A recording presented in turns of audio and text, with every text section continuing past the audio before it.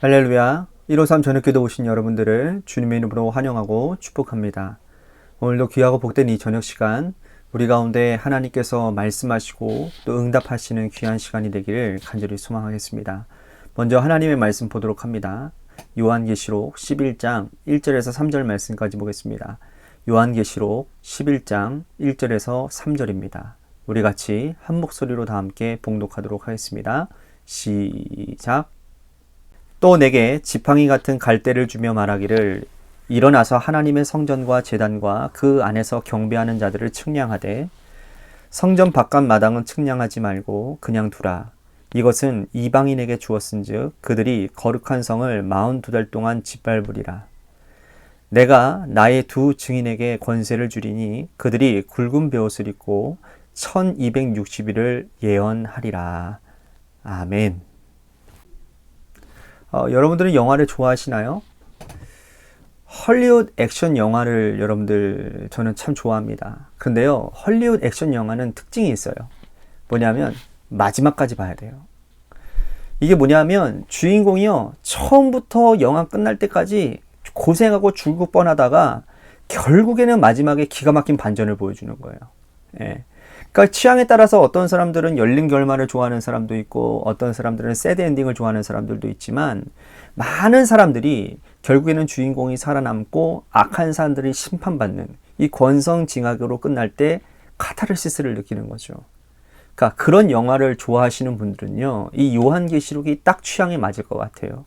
보장된 승리, 또 최후의 승리가 믿음을 지킨 성도들의 몫이기 때문이라는 겁니다. 자, 오늘 말씀에 등장하는 두 증인이 순교하지만 하나님이 그들을 살리시고 최후의 승리를 주십니다. 11장은 7나팔 심판 가운데 있는 본문이에요. 6번째 천사가 나팔을 불고 이 땅에 심판을 했어요. 하나님께서는 7번째 천사가 나팔을 불 때까지 유예 기간을 두셨다고 제가 말씀드렸죠. 그러니까 7번째 천사가 나팔을 불면 이 땅 가운데 어마어마하게 무서운 심판이 일어나는 거예요. 그러니까 하나님은 이 심판 이전에 이 사람들이 죄 가운데서 회개하고 돌이키기를 원하고 계시는 거죠. 기다리고 계시는 거예요. 한 힘센 천사가 한쪽 발은 바다에, 한쪽 발은 땅에 딛고 펴놓은 이 작은 두루마리를 펴서 하나님의 말씀을 읽게 했습니다. 그리고 많은 사람들이 이 하나님의 말씀을 읽고 돌이켜 회개하기를 기다리고 계셨어요. 자, 이제 11장에는 두 증인이 등장을 하는데 그들은 7번째 천사가 나팔을 부는 심판 이전에 하나님의 말씀을 증명할 사명을 가지고 있는 사람들이었어요. 자, 3절 말씀 보십시오. 내가 나의 두 증인에게 권세를 주리니 그들이 굵은 베옷을 입고 1260일을 예언하리라. 하나님은 두 증인에게 권세를 주셨는데 그들은 굵은 베옷을 입고, 즉 회개를 촉구하고 1260일을 예언해요. 자, 여기서 1260일을 달로 계산하면 42달입니다. 42달. 이거를 연으로 또 계산하면 3년 6개월이 되는 거예요. 3년 6개월 동안 예언하리라 라고 하는 것이 아니라 하나님이 악한 이 사단의 세력들에게 허락하신 시간이 3년 6개월이라는 겁니다. 즉 한정된 기간을 의미하는 거예요. 그러니까 사단이 세상을 다스리는 한정된 기간 동안 하나님은 두 증인에게 권력을 주셔서, 권세를 주셔서 이 기간 동안에 말씀을 전하게 하셨다라는 거예요. 자, 이것은 옛날 선지자들에게도 주신 사명이기도 하고 오늘 우리들에게 주신 사명이기도 합니다. 우리는 세상의 종말이 언제 올지, 언제 일어날지 아무도 모릅니다. 이 세상 종말, 예수님의 재림은 하나님 아버지 한 분만 알고 계십니다. 하지만 그 날이 이르기까지, 세계의 종말이 이르기까지 두 증인으로서의 사명을 감당하는 거예요. 열심히 복음 전하고 또 말씀을 전해야 될 사명이 오늘 우리 가운데 있다라는 거예요. 자, 그들의 정체성을 오늘 말씀의 4절에서 이렇게 말씀하고 있습니다. 4절 말씀 볼까요? 그들은 이 땅의 주 앞에 서 있는 두 감람나무와 두 촛대니. 자, 두 증인을 두 감람나무와 두 촛대라고 설명을 하고 있어요. 자, 감람나무라고 하는 말 어디서 많이 들어보지 않았습니까? 스가랴 4장 3절 말씀을 인용한 거예요. 그 말씀을 보면 말씀을 비추는 등잔을 지키는 두 나무를 감람나무라고 표현을 했어요. 그러므로 두 증인을 이 감람나무라고 표현한 것은 하나님의 말씀을 지키고 수호하는 자라는 뜻입니다. 자, 촛대는요. 촛대는 요한계시록에 의하면 교회를 의미합니다. 교회. 그러니까 이 두 증인을 감람나무와 촛대로 표현한 것은 하나님의 말씀을 수호하는 자요, 교회를 대표하는 자라는 의미를 가지고 있는 거예요. 자, 말씀을 수호하고 교회를 대표하는 자들은 세상의 종말이 이르기까지 회개하지 않는 자들에게 복음을 전할 사명이 있다라는 거예요. 하나님은 그들에게 능력과 권세를 주셨어요. 즉, 물과 불을 다스릴 수 있는 권세인 겁니다. 자, 5절과 6절 말씀 보겠습니다. 만일 누구든지 그들을 해하고자 하면 그들의 입에서 불이 나와서 그들의 원수를 삼켜버릴 것이요. 누구든지 그들을 해하고자 하면 반드시 그와 같이 죽임을 당하리라. 그들이 권능을 가지고 하늘을 닫아 그 예언을 하는 날 동안 비가 오지 못하게 하고 또 권능을 가지고 물을 피로 변하게 하고 아무 때든지 원하는 대로 여러 가지 재앙으로 땅을 치리로다. 자, 보세요. 물과 불의 권세를 가진 두 증인이 여러분 얼마나 대단한 사람들입니까? 하나님은 종말에 예언하는 자들, 말씀을 전하는 우리들에게 이러한 능력과 권세를 주신다고 약속을 하셨어요. 그런데 이러한 권세를 가진 자들도 세상 권력자들 앞에서 죽임을 당합니다. 자, 7절 말씀 볼까요? 그들이 그 증언을 마칠 때에 무정액음으로부터 올라오는 짐승이 그들과 더불어 전쟁을 일으켜 그들을 이기고 그들을 죽일 터인즉. 자, 계시록에서 이 짐승은요, 국가 권력을 의미합니다.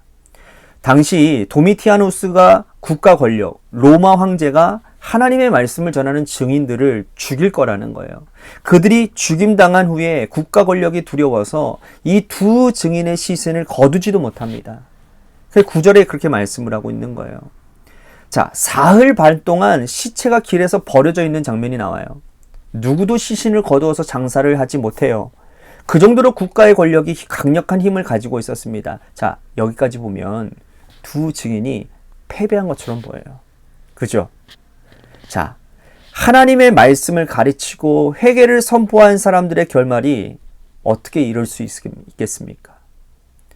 우리는 말씀을 붙들고 주의 일을 하는 자들이며 주의 능력을 세상에 전하는 그런 사람들인데 우리의 마지막이 이와 같다면 여러분 누가 담대하게 이 복음 전하는 자리에 설 수 있겠냐라는 거예요. 그런데 하나님은 이 두 증인의 마지막은 이렇게 끝나지 않을 거라고 말씀을 하는 거예요. 자, 11절과 12절 말씀 보십시오. 3일 반 후에 하나님께로부터 생기가 그들 속에 들어가매 그들이 발로 일어서니 구경하는 자들이 크게 두려워하더라. 하늘로부터 큰 음성이 있어 이리로 올라오라 함을 그들이 듣고 구름을 타고 하늘로 올라가니 그들의 원수들도 구경하더라. 자, 국가 권력은 3일 반 동안 그들의 시체를 치우지도 못하고 장사지도 못하게 했어요. 그런데 3일 반 후에 하나님의 생기가 그들 가운데 들어가서 두 증인이 부활을 합니다. 이것은 마치 예수님께서 죽음을 이기시고 부활하신 것처럼 하나님의 말씀을 전하다가 순교한 두 증인이 부활했어요. 그리고 많은 사람들 보는 앞에서 구름 타고 하늘로 승천합니다. 마치 예수님께서 증인들 앞에서 구름 타고 승천하시는 것처럼 이 두 증인도 하늘나라 백성이 되는 거예요. 자, 놀라운 승리죠. 진 것처럼 보였지만 하나님께서 최후의 승리는 두 증인의 것임을 보여주고 있다는 거예요. 이 편지를 읽은 여러분 7교회 성도들이 얼마나 많은 위로를 받았겠습니까? 얼마나 다시 한번 소망을 가질 수 있겠냐라는 거예요. 오늘 이 말씀이 우리들에게도 큰 위로가 되기를 축복합니다. 세상은 악의 세력들이 득세하는 것처럼 보여요. 예수 믿는 사람들, 말씀 붙들고 살아가는 우리는 미련한 사람처럼 보입니다. 우리도 세상과 벗하며 살고 싶어요. 그런데 그것은 어리석은 생각이에요. 최후의 승리가 결국은 믿음의 백성들의 것이기 때문이라는 거예요. 하나님은 두 증인을 하늘로 인도하신 후에 마지막 7번째 나팔을 부십니다. 이때부터 무서운 심판이 시작이 되어지는 거예요. 여러분, 마지막 7번째 나팔을 불기 전에 하나님은 당신의 증인들을 인도해 가세요. 오늘 우리에게도 하나님의 위대하고 놀라운 약속이 보장되어져 있다는 것이 오늘 우리에게 큰 위로가 되고 또 소망이 됩니다. 그래서 우리의 싸움은 승리가 보장되어진, 이겨놓고 싸우는 싸움을 우리는 하고 있는 거예요. 비록 이 땅에 우리가 수고한다 할지라도 최후의 승리가 우리의 것임을 믿고 오늘도 인내하며 승리의 믿음의 길로 여러분들 믿음 가지고 승리하는 저와 여러분들 되시기를 바라겠습니다. 오늘 말씀 생각하면서 우리 같이 기도했으면 좋겠습니다. 두 증인처럼 끝까지 복음 전하고 끝까지 회개 선포하는 자가 되겠습니다. 최후의 승리가 우리의 것임을 믿고 지금 당장 내가 손해보는 것 같고 복음 때문에 내가 정말 미련한 사람처럼 보인다 할지라도 인내하며 믿음을 가지며 꿋꿋이 그 복음의 삶을 살게 해 주시옵소서. 오늘 말씀 생각하면서 우리 같이 기도했으면 좋겠습니다. 또 한 가지, 이 나라를 위해서 우리 간절히 기도했으면 좋겠습니다. 하나님께서 우리 대한민국 가운데 다시 하나님의 회복하심의 역사가 일어나게 하여 주시고 이번 계기를 통하여서 또 우리 한국이라고 하는 나라가요. 여러분 그거 아셔야 돼요. 기독교와 굉장히 연관이 있습니다. 기독교가 나태해지고 타락하면 여지없이 세상은 어지럽더라고요. 그런데 기독교가 막 부흥하고 기독교가 막 하나님의 영에 사로잡히고 성령의 역사들이 일어나면 그때 나라도 같이 덩달아 부흥하는 것을 경험하게 돼요. 어떻게 보면 지금 이 상황은 어떤 잘잘못을 따질 게 아니라 우리의 신앙을 회복하는 기간이고 또 교회를 회복하는 그런 기간으로 삼아야 되는 거예요. 이것은 눈에 보이는 어떤 사람의 싸움의 문제가 아니라 영적 전쟁이라는 사실을 여러분들 기억하시고 정말 이 영적 전쟁이 우리 대한민국 가운데 회복되어지고 승리함으로 인하여서 하나님 어둠의 권세는 물러가고 이 땅 가운데 하나님의 정의와 하나님의 통치가 일어나는 우리 대한민국이 되도록 인도해달라고 우리 같이 기도했으면 좋겠습니다. 또 한 가지, 육신의 질병으로 고통당하는 분들을 위해서 우리 간절히 기도했으면 좋겠습니다. 원로 사모님을 위해서 여러분들 기도해 주시고요. 요 며칠 문흥자 지사님이라고 여러분들 아시죠? 김태희 청년 어머니가 기도하러 나오시더라고요. 그래서 제가 오늘은 새벽에 이제 끝날 때까지 기다렸다가 한번 들어봤어요. 김태희 청년이 어떠한지를 물어봤는데 감사하게도 암이 계속해서 이렇게 퍼져나가지는 않는 거예요. 그대로 그 상태에 있다고 합니다. 정말 감사한 일이죠. 정말 저희들이 기도 많이 했는데 하나님께서 그렇게 암이 더 퍼지지 않게 하나님께서 인도해 주셨는데, 한 가지는 뭐냐면 계속 이제 소변을 받고 이렇게 배변 활동을 이렇게 하다 보니까 아래쪽에 하체 근육에 뭔가 이렇게 이상 증이가 생긴 거예요. 그래서 혹시라도 거기로 전이가 되지는 않았나 해서 이제 조직 검사를 맡겼다고 합니다. 만약에 전이가 되면 정말 심각한 상황 가운데 놓여지게 된다고 정말 눈물을 흘리시더라고요. 그래도 감사하게도 김태희 청년이 잘 버티고 있다라고 얘기를 하고 있습니다.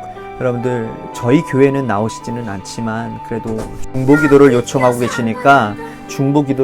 계시니까 우리 같이 함께 김태희 청년을 위해서 여러분들 기도해 주시기를 바라겠습니다. 마지막으로 우리 박준혁 형제님과 또한 여러분들의 삶의 자리와 여러분들의 자녀들을 위해서 기도하시다가 이 시간 돌아가시기를 바랍니다. 우리 노래 끝날 때까지 함께 합심하여 기도하도록 하겠습니다. 기도하시겠습니다.